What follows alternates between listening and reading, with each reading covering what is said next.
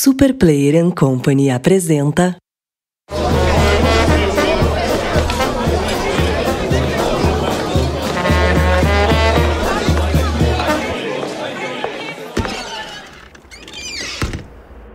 Introvertendo, um podcast onde autistas conversam.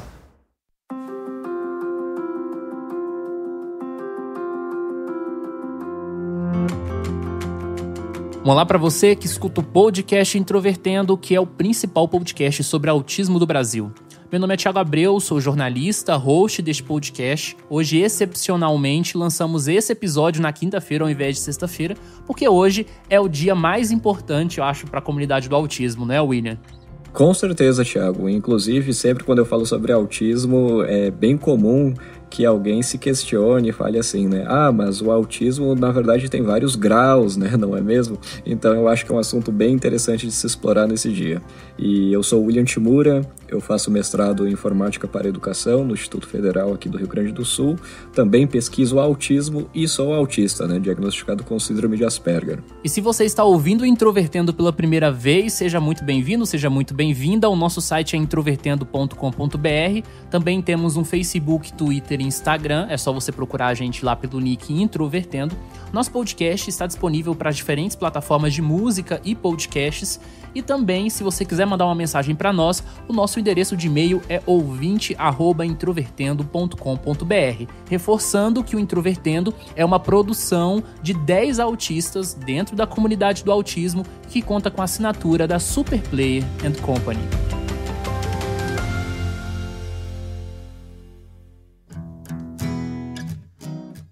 É importante a gente reforçar que nós falamos sobre autismo praticamente em todos os nossos episódios. Nós damos uma definição mais geral sobre a dificuldade que a gente tem de definir o autismo lá no episódio 86, o que é o autismo. E agora nós resolvemos falar sobre os níveis do autismo porque essa discussão parece às vezes um pouco primária, mas mesmo assim ela se repete várias e várias vezes. Aqui nesse episódio nós vamos entender então de onde é que veio a definição de transtorno do espectro do autismo, quais são as diferenças que a gente tem com relação aos antigos diagnósticos e as perspectivas para os próximos anos. Imagino que tenha causado até um pouco de confusão, talvez, porque no início desse episódio eu disse, né, que eu sou uma pessoa com síndrome de Asperger, né, mas ao mesmo tempo a gente fala, mas autismo tem vários graus, não é, tem vários tipos ou coisas do tipo assim. No DSM-5, que é o manual mais atualizado que a gente tem hoje, que os profissionais de saúde geralmente tomam como referência quando vão diagnosticar um transtorno, ele propõe que síndrome de Asperger, por exemplo, e outros transtornos que antes nós chamávamos de tipos de autismo, digamos assim, ou formas de autismo, hoje em dia a gente desconsidera tudo isso e a gente só fala sobre um único transtorno, que é o que a gente chama de transtorno do espectro do autismo, quando a gente fala que a pessoa tem, né, essas características que cumprem esses critérios de diagnóstico para essa condição. Então, antes o que a gente tinha síndrome A, síndrome B, síndrome C, hoje é apenas uma única condição que a gente chama de transtorno do espectro do autismo e, juntamente com isso, claro que nem todo autista vai ter as mesmas dificuldades e os mesmos níveis de apoio necessários ao longo da vida. Então, como a gente sabe, vai ter autistas que, por exemplo, eles conseguem se comunicar verbalmente, como a gente está fazendo agora, falando aqui no microfone, e tem autistas que vão se comunicar de uma forma mais alternativa, por exemplo, que não vão falar comumente, tipicamente como as crianças de desenvolvimento típico. Então, essas diferenças, elas são expressas hoje no que a gente chama de, comumente, né, do que a gente chama de graus, né? Então, a gente diz que uma pessoa com autismo leve, digamos assim, seria o grau 1, né? Ou seja, a pessoa que precisa de menos apoio, e a pessoa que precisa de mais apoio seria grau 3, né? Ou seja, um nível de severidade maior que esse transtorno do espectro do autismo se manifesta nela. É importante a gente reforçar aqui também nesse episódio que o Brasil, né, oficialmente, ele não se orienta pelo DSM, apesar da gente considerar o DSM mais atualizado. E é por isso que entra, então, o Código Internacional de Doenças, né, da Organização Mundial da Saúde, que é o código que a gente se orienta aqui no país, não é, William? É exatamente, Thiago, e é por isso que a gente ainda tem essa confusão, na verdade, porque no DSM-5 a gente tem apenas essa definição unificada, né, essa forma unificada de compreender o transtorno, que é transtorno do espectro do autismo, ou apenas TEA, e lá se especifica que um indivíduo com TEA pode ter um nível de severidade do 1 ao 3. Porém, no CID-10, que é a 10ª edição que temos em vigor hoje em dia, e que todos os papéis, quando você vai no médico e fecha o diagnóstico, por exemplo, o médico ele tem que especificar o código da sua condição de acordo com o CID, não com o DSM. Apesar de que ele usa o DSM sim para se orientar, para estar mais atualizado, porém, no momento de bater o martelo ali no papel, ele tem que escrever o código correspondente do CID. E no caso da 10ª edição do CID, que é a mais atual aqui em vigor no momento, ele ainda não tem essa visão unificada como no DSM. Então, lá no CID você vai encontrar ainda síndrome de Asperger, por exemplo, você encontra autismo infantil, autismo atípico, etc. Várias condições, digamos assim, que a gente vai chamar de formas de autismo, maneiras que o autismo se manifesta, etc. Mas devemos também esperar que todas essas condições, assim como aconteceu no DSM, também sejam unificadas, e na 11ª edição do CID, que deve entrar em vigor agora em 2022, também teremos todas essas condições unificadas, e aí até mesmo na papelada burocrática, nos diagnósticos, nós teremos também apenas uma única condição para todas as pessoas que têm alguma forma de autismo, digamos assim. Só que olha só que curioso, Thiago. No DSM, a gente fala sobre os níveis de severidade, que comumente a gente chama de graus. Então, a pessoa que precisa de pouco apoio, a gente se refere que é nível 1. E a pessoa que precisa de muito apoio, né, muito substancial, é nível 3. Só que no CID-11, a previsão é que não seja assim. Então, não é que vai ter graus, como a gente se refere hoje, leve, moderado ou severo. No CID-11, ele especifica 4 tipos de categorias, digamos assim, 4 principais formas que o transtorno se manifesta. E essas categorias são principalmente baseadas em 2 variáveis, né? A primeira, a presença ou não da deficiência intelectual na pessoa com autismo. Isso pode ser avaliado através dos famosos testes de QI, né? Que são instrumentos que os psicólogos podem aplicar para avaliar.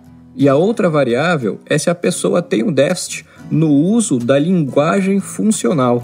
Então, no final das contas, ficam 4 categorias, segundo o CID-11, que seria o autismo com deficiência intelectual e com déficits na linguagem funcional. E o autista também pode ter a deficiência intelectual, só que ele pode não ter esse déficit na linguagem funcional. Então, pode ser que uma pessoa tenha deficiência intelectual, só que ele tem um déficit expressivo ali em usar a linguagem da forma que a gente está usando nesse momento, por exemplo, de uma forma funcional. Da mesma forma, pode ser que a pessoa não tenha uma deficiência intelectual, ou seja, o intelecto dele é preservado, porém ele tenha sim uma deficiência em usar a linguagem funcional.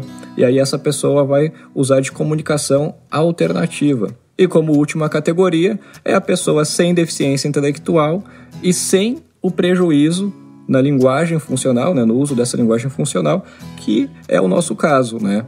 Tanto eu quanto você, nós não temos deficiência intelectual, nós temos o nosso QI preservado e nós não temos um déficit significativo no uso da linguagem funcional, tanto é que nós estamos gravando o podcast agora. É importante a gente também considerar que, então, de acordo, né, considerando o DSM-5 e o CID-11, talvez 2 pessoas, né, que estariam dentro de um mesmo nível seriam categorizadas de forma diferente no CID-11. Pois é, daí a gente começa a falar sobre as minúcias, né, na verdade, sobre como as pessoas vão acabar sendo classificadas, né, de acordo com esses manuais. Porque realmente, querendo ou não, acaba tendo alguns cenários que são um pouco difíceis de você chegar em um consenso. Como, por exemplo, no caso do autismo moderado, né? O que seria o autismo de grau moderado, segundo o DSM-5? É um pouco difícil de consensualmente, né, mesmo entre os médicos, os profissionais que avaliam e cooperam para um diagnóstico, é difícil de se chegar em um consenso do que seria um autista de dificuldades moderadas, do grau 2, por exemplo. Considerando que o DSM-5 é a coisa mais atualizada que a gente tem em vigor hoje, né, no mundo, em contraposição ao CID-11, que só vai entrar em vigor daqui a 2 anos, pelo menos, eu queria perguntar, William, quais são os critérios denominados dentro do DSM para que uma pessoa se enquadre no chamado transtorno do espectro do autismo? Resumidamente, a gente pode pensar em prejuízos em 2 domínios, né, segundo a visão do DSM-5, que é dificuldades na interação social e comunicação. Então, as pessoas com autismo terão dificuldades no sentido de se expressar, principalmente comunicação não verbal, de identificar expressões faciais, podem ter também dificuldades em entender, compreender relacionamentos e manter eles, dificuldades nas questões de reciprocidade social e emocional também, né? Então, por exemplo, não sei se foi o seu caso, mas quando eu era criança, por exemplo, né, minha mãe narra que os meus pais até desconfiavam que eu possivelmente teria uma certa deficiência auditiva, porque era comum me chamarem e eu não olhar de volta.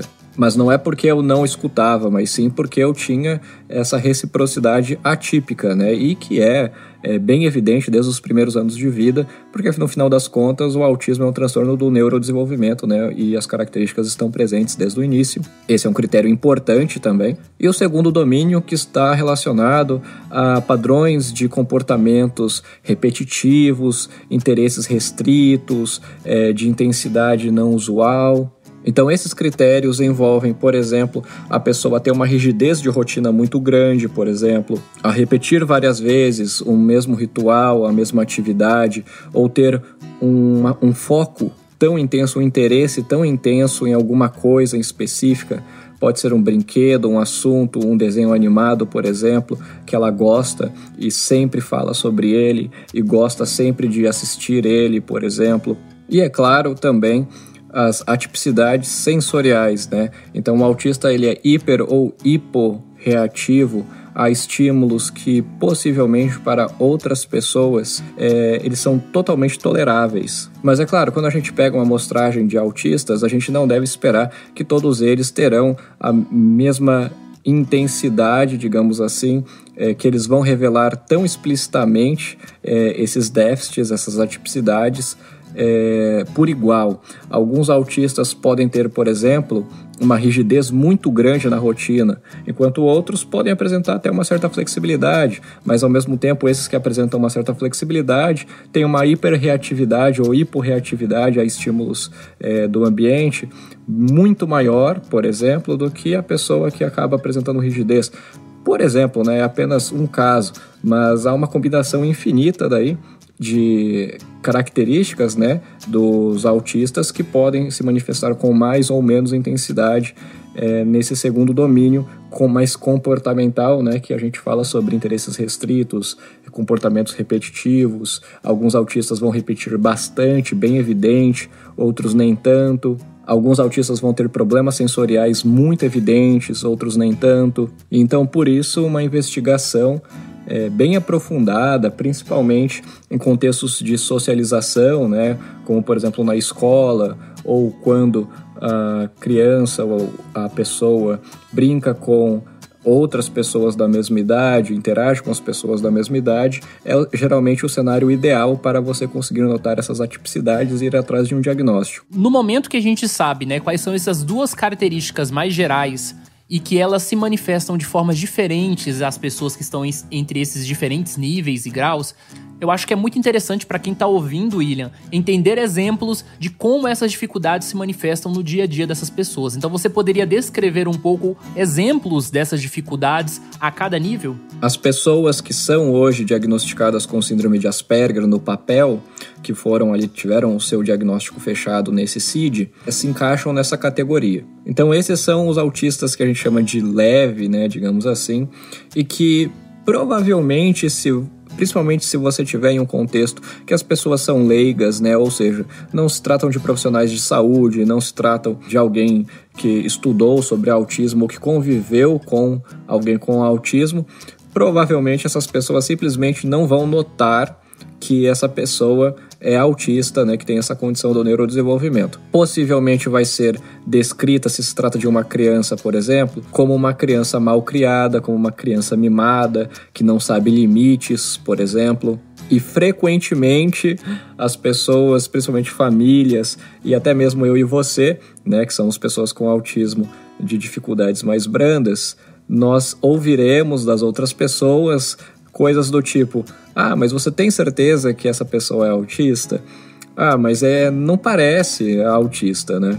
Enquanto, na verdade, os déficits são reais, na verdade. Por mais que, segundo o CID-11, por exemplo, que a gente tinha falado aqui, que a gente se enquadraria na categoria de pessoa com autismo sem deficiência intelectual e sem prejuízo na linguagem funcional, né? Ou seja, a gente consegue usar a linguagem bem, mas isso não significa que nós conseguimos nos comunicarmos bem. A pessoa com autismo, por exemplo, e por conta desse interesse muito intenso também em apenas uma coisa, pode ser que essa pessoa, por exemplo, queira falar sobre o assunto favorito dela em todo o contexto. Então, se a pessoa gosta, por exemplo, do X-Men, vamos colocar aí, essa pessoa vai falar sobre X-Men em todo o contexto. Ela só fala sobre isso, qualquer outro assunto ela não se interessa, ela não consegue manter um diálogo, e isso é extremamente danoso para a relação dessas pessoas. Por mais que a pessoa, né, possa sim ter um linguajar até rebuscado muitas vezes, se ela fala apenas sobre um único assunto, isso é sim um déficit de comunicação. Pode ser também, por exemplo, que algumas pessoas com autismo acabam desenvolvendo, principalmente crianças, né, acabam desenvolvendo mais o uso de uma outra língua e que não é a língua materna, na verdade. Eu, por exemplo, conheço sim alguns casos de algumas crianças com autismo que acabam, por exemplo, se interessando mais por inglês do que pelo português. Então agora você imagine só uma criança de 3, 4 anos que prefere falar mais em inglês do que falar em português, e agora imagina ela tentando se socializar ali numa pré-escola, por exemplo, juntamente com outras crianças, e ela se expressa mais em inglês e as crianças não entendem o que ela está falando. Então, por mais que alguém pode pensar, nossa, que legal que essa criança é super inteligente, ela já sabe inglês e etc., mas se ela não usa isso de uma forma adequada a tal ponto de conseguir efetivamente se socializar com seus pares, isso é sim um déficit de comunicação. Sem falar que se expressar e se comunicar é muito complexo. Então a gente sempre está falando sobre questões de comunicação não verbal, expressões faciais, demonstração de tristeza, de alegria, de ironia. Então, há uma complexidade infinita na forma de se expressar. E as pessoas nesse grau do autismo, digamos assim, por mais que elas possam sim usar a linguagem e conseguir se expressar, pode ser que elas tenham uma grande dificuldade em conseguir entender o sentido de alguma frase, se foi uma frase irônica, pode ser que a pessoa com autismo leve interprete muito literalmente algumas coisas, causando ruídos de comunicação. E principalmente quando a gente fala sobre relacionamentos mais íntimos, né, namoro e tudo mais, isso pode ser extremamente difícil para uma pessoa com autismo leve. A gente sabe que há uma infinidade também de complexidade quando a gente fala sobre esses relacionamentos, questões de ciúme, questões de convívio, questões de o que agrada a um pode não agradar o outro, e a gente está falando também sobre envolver uma pessoa a mais em atividades que possivelmente a pessoa com autismo leve já tem um ritual muito pré-estabelecido. Por exemplo, nós estamos falando de atipicidades sensoriais, a questão do toque, a questão do beijo, a questão de carícias, por exemplo, que podem ser totalmente mal interpretadas por pessoas de desenvolvimento típico, caso não tenham conhecimento sobre a questão do autismo. Então, por mais que você pode sim passar um dia, por exemplo, conversando comigo, caso você não me conheça, possivelmente alguém vai só ter uma impressão de que eu sou uma pessoa talvez um pouco estudiosa, talvez um pouco metódica, digamos assim, alguém diria, mas que na verdade se trata sim de uma condição que há déficits, há atipicidades ao nível que causa sim um prejuízo para essa pessoa. Então a pessoa com autismo leve é essa pessoa que possivelmente as outras pessoas não vão conseguir enxergar ali a primeiro momento quais são esses déficits, mas que sim, elas estão sempre presentes. Essas pessoas frequentemente se sentem incompreendidas, com dificuldades de se relacionar, com dificuldades em manter trabalho, por exemplo, de desenvolver autonomia. E ao mesmo tempo que as pessoas ao redor não conseguem muitas vezes identificar nem que essa pessoa precisa de ajuda, que ela tem sim algumas dificuldades atípicas. Então você já consegue imaginar na complexidade que é essa situação, né? Que realmente acaba, infelizmente, criando um cenário muito difícil para essa pessoa. É importante reforçar, então, que quando a gente estreou o Introvertendo, nós falávamos, né, que nós éramos um podcast de autistas Asperger, porque era importante fazer essa demarcação. À medida que o tempo foi passando, né, nós temos 2 anos de podcast, então hoje a gente só fala autismo, mas é importante explicitar então que todos nós estamos no que seria considerado um DSM nesse nível 1 que o William acabou de descrever. E aí a gente vai pro nível 2, que é, de certa forma, o patinho feio do diagnóstico, né, William? Por quê? Bem, se tu diz, Thiago, mas realmente, quando a gente fala sobre o autismo moderado, é um pouco difícil de demarcar, né, o que seria moderado. Obviamente, alguém pode pensar, bom, o moderado está entre o que a gente chamaria de severo e o que seria leve, mas, ao mesmo tempo, é um pouco difícil de você conseguir avaliar bem, né, qual seria essa faixa que a gente consideraria como moderado. Mesmo porque vai depender do ambiente que essa pessoa com autismo se encontra, né? Pode ser que em algum ambiente seja mais problemático, por exemplo, só que em casa, por exemplo, essa pessoa com autismo se comporta e tem uma qualidade de vida até que razoavelmente bem. Então é um pouco complicado, principalmente por parte de quem vai avaliar, né? Porque, obviamente, esse profissional não vai ter um convívio 24 horas por dia com essa pessoa, então sempre acaba entrando questionamento sobre o que seria esse nível moderado, e a gente não tem um consenso, não há forma da gente marcar assim, de uma forma bem definida o que seria esse nível moderado, né? Que daí vem o caso dele ser o patinho feio do diagnóstico. Eu, por exemplo, a maioria dos casos que eu vejo de famílias falando sobre os seus filhos, muito frequentemente as famílias relatam que o caso do filho e tudo mais são casos leves ou casos severos, mas casos moderados, raramente eu encontro alguém que me fala: eu fui no médico, tive o meu filho diagnosticado e o médico disse que o meu filho é um caso de autismo moderado.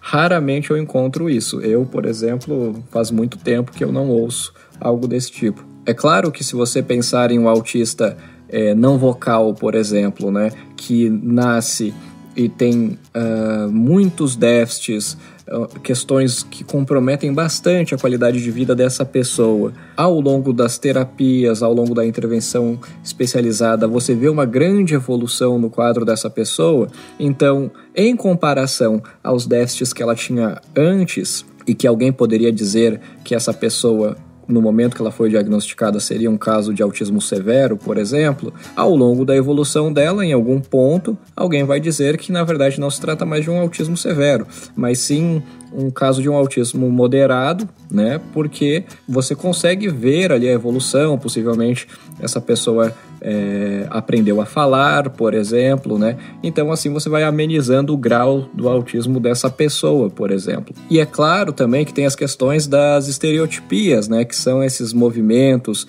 repetitivos, estereotipados mesmo, né? Que você olha para a pessoa sempre repetindo várias vezes um mesmo movimento com as mãos, por exemplo, ou com a boca, ou com, enfim, algum objeto. E no caso dos autistas leves, na maioria, principalmente na vida adulta, a gente nota que, né, pelo menos eu noto claramente, que a gente entende quais são os contextos que se comportar dessas formas repetitivas e estereotipadas seria um pouco estranho, seria um pouco indesejável. Então, por exemplo, se eu estou em um contexto importante, uma entrevista de emprego, por exemplo, hoje em dia eu controlo o meu próprio comportamento de tal forma a não me manifestar dessa maneira repetitiva e estereotipada, porque no final das contas pode acabar sendo um distrator ou algo do tipo, e a gente acaba fazendo isso em cenários públicos, digamos assim, a gente acaba regulando, controlando essas nossas manifestações estereotipadas. Já no autismo moderado, a gente pode pensar que se trataria de uma pessoa que teria dificuldades em fazer isso, né? Que não seria uma pessoa que conseguiria simplesmente controlar essas estereotipias, mesmo porque elas muitas vezes têm uma função, sim, não é exatamente algo que a gente pode simplesmente falar para a pessoa parar e ela para de uma hora para outra. Mas é claro que eu posso imaginar que, por mais que eu tenha uma certa facilidade, digamos assim, em controlar essas minhas manifestações repetitivas estereotipadas que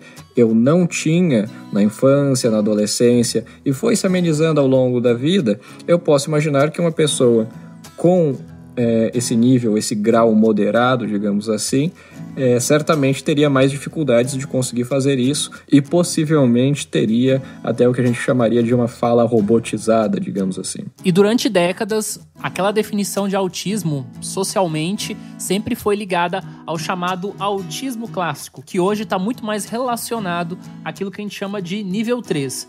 William, quais são as principais características, considerando aqueles 2 pontos, com relação aos autistas, entre aspas, clássicos? Hoje em dia, a gente já tem evidências de que intervenções, principalmente intervenções precoces, podem ser bem eficientes em conseguir melhorar a qualidade de vida dessa pessoa com autismo, E é por isso que a gente fala tanto sobre diagnóstico precoce. A pessoa com autismo, por mais que ela nasça num nível de severidade muito intensa, sempre há formas da gente conseguir pensar em delineamentos de intervenção de tal forma a ensinar habilidades que sejam relevantes para a vida dessa pessoa. O que acontece aqui no Brasil, infelizmente, é que poucas pessoas têm acesso ao que a gente chamaria de tratamento ideal. Então agora você imagine, por exemplo, o caso de uma pessoa que nasce com o autismo e também associado com uma deficiência intelectual e que também pode ter outras comorbidades, como por exemplo epilepsia e outras condições que comprometem a qualidade de vida dessa pessoa. E essa pessoa que não teve acesso também ao tratamento ideal, e isso se estende por N anos. Então, infelizmente, nós aqui no Brasil temos casos assim. Eu acho que um caso bem representativo acaba sendo o caso do André, que foi exposto em uma matéria do Fantástico, que literalmente é uma pessoa que vive enjaulado. Comportamentos autolesivos podem estar presentes entre essas pessoas, desse grau 3, digamos assim, do autismo, principalmente porque, se imagine só, você tem algum incômodo, por exemplo, dor de dente, e você não consegue expressar que você está com dor de dente e ninguém entende que você está com dor de dente. Imagine só como você se comportaria se você não tivesse essa habilidade de usar a linguagem da forma que a gente tem hoje. Então, possivelmente, uma forma de você manifestar essa dor e que algo está errado pode acabar até sendo, infelizmente, um comportamento autolesivo. E que, é claro, nem preciso dizer que causa muito estresse, pode causar danos à própria pessoa, danos ao patrimônio, uma dificuldade, um desgaste emocional muito grande para a família, e sem falar que pode acontecer tudo isso e a pessoa ainda continuar sendo incompreendida sobre qual foi a causa daquela crise ou coisas do tipo. As pessoas nesse nível também 3, elas certamente terão as estereotipias bem mais evidentes, bem mais frequentes, Então pode ser que uma pessoa com autismo severo, ela vai se manifestar de formas repetitivas estereotipadas a maior parte do tempo e você não vai conseguir, por exemplo, engajar ela em alguma atividade que a gente poderia considerar como produtiva ou ensinar alguma nova habilidade para essa pessoa pode ser um pouco desafiador. A questão sensorial também, que como foi dito aqui, as pessoas com autismo, elas têm uma hiper ou hiporreatividade a estímulos que podem ser tratados de uma forma bem comum, bem tranquila para a maioria das pessoas, só que por os autistas pode acabar sendo um pouco difícil de tolerar. E no caso de uma pessoa com um autismo severo, pode ser que seja muito difícil, principalmente sons altos, rojões, cortadores de grama, até mesmo descarga, liquidificadores e coisas do tipo, cheiros atípicos, podem acabar causando um grande estresse para essa pessoa. E é claro, nem preciso falar de multidões, que ambientes com muitas pessoas podem ser simplesmente inabitáveis para uma pessoa com autismo de grau 3. Se você se interessou por esta temática, nós queremos aqui fazer algumas recomendações de leitura para você se aprofundar na história do autismo e como é que nós chegamos nesse cenário até hoje. William, quais são as suas recomendações? Bem, eu recomendaria o livro Transtorno do Espectro Autista, uma brevíssima introdução, da editora CRV, né, pela autoria do professor Lucelmo Lacerda. Acho que é um livro que sintetiza bastante, principalmente o autismo, sobre como a literatura científica compreende ele, né, as novas ideias também, fatores de risco. Enfim, eu acho que esse livro sintetiza muito bem, principalmente para quem quer sair apenas do senso comum sobre o que é o autismo e compreender ele de uma forma bem mais técnica e científica. E nós voltamos na próxima sexta-feira. Um abraço para você e até mais.